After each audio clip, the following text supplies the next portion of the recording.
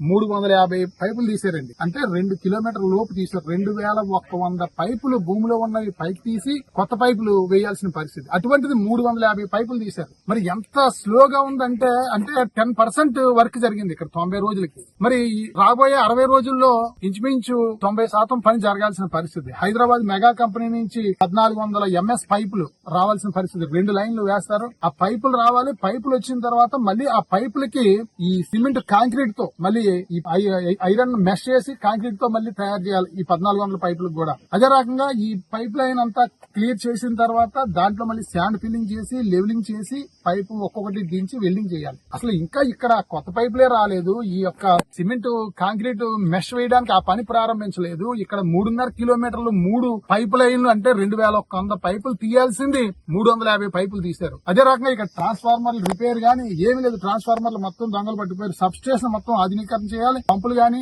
మోటార్లు గానీ ఇవన్నీ కూడా రిపేర్ చేయాల్సిన పరిస్థితి. అసలు పని ఎంత స్లోగా ఉందంటే ఇదే రకమైన నత్తనడకన పని జరిగితే ఇంకో 2-3 సంవత్సరాలకు కానీ ఇది పూర్తి కాదు. మరి ఈ సందర్భంగా మేము గౌరవ శాసనసభ్యులు శ్రీ జ్యోతుల్ నెహ్రూ గారిని మేము రైతుల పక్షాన్ని మేము అడుగుతా ఉన్నాం. మీరు 52 కోట్లు తెచ్చామని చెప్పేసి గత 5 నెలల క్రితం ఇదే పంప్ హౌస్ దగ్గర మీ కార్యకర్తలు మీరు నాయకులు అందరూ కూడా సంబరాలు చేసుకున్నారు.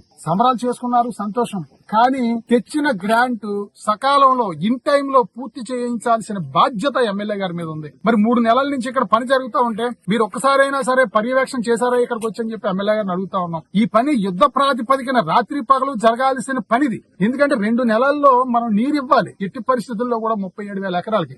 తర్వాత ఇప్పుడు వచ్చే సంవత్సరం ఇస్తానంటే మళ్ళీ ఈ సంవత్సరం పంటలు ఉండవు కదా. మీరు ఎంతో కష్టపడి తెచ్చిన గ్రాంట్ 52 కోట్లు కూడా ఈ సంవత్సరం వృధా అవుతుంది. కొంతమంది వచ్చి అవగాహన లేమితో మాట్లాడుతున్నటువంటి పరిస్థితులు కనిపిస్తున్నాయి.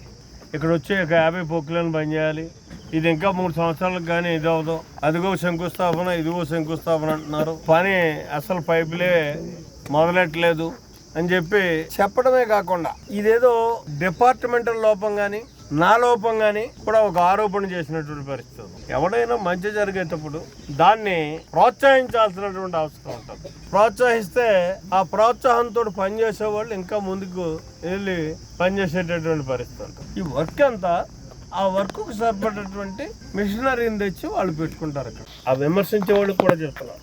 విమర్శ అన్నది నేను ప్రతిపక్షం నేను మాట్లాడాలి అనుకుంటే దానికి ఎవడో సమాధానం చెప్పలేడు. కానీ ఇక్కడ ప్రతిపక్షం మాత్రం మాట్లాడలేదు. ఎందుకంటే వాళ్ళకి వాస్తవం తెలుసు కాబట్టి. ఏదో సామాజిక పరివర్తన కోసం ప్రవర్తించేటటువంటి వ్యక్తులతో మరి సామాజికవేత్తలు కూడా మీరు రాసేస్తున్నారు. మరి ఆ సమాజాన్ని ఎక్కడ ఉద్ధరించాడో ఏం చేసాడో నాకు అర్థం కాదు. బాబురేజీ గారు చెప్ప ఇది 31,000 ఎకరానికి ఆయకట్టుకు సంబంధించినటువంటి ప్రాజెక్ట్. దీన్ని ఇటు టైల్ లైన్ లోకి నీరు వెళ్ళట్లేదు. మామిడాడ ఇల్లుపోక గొల్లనుకుంట మర్రిపాక వెళ్ళట్లేదని 3.5 కోట్లతోటి ఆల్రెడీ పని కూడా కంప్లీట్ అయిపోతుంది. పురుషోత్పట్నం ఎత్తిపోతల పథకం ఏదైతే ఉందో దానికి లింక్ ఇచ్చి బై గ్రావిటీ మీద ఆ 4 విలేజ్ కి కూడా నీరు వెళ్ళాలి. అంటే దాని అర్థం ఏంటి? ఇక్కడ ఆయకట్టు తగ్గుతుంది. 3,000 ఎకరాల ఆయకట్టు ఈ 31,000 ఎకరాల నుంచి తగ్గుతుంది.